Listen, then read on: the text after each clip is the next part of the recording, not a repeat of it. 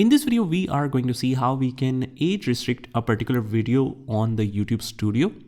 So if you have a content that is not suitable for kids, you can age restrict that.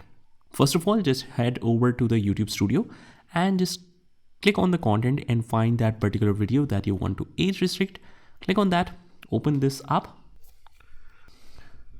and you scroll down in the age restriction section and you can restrict it to yes, restrict my video to the viewers over 18.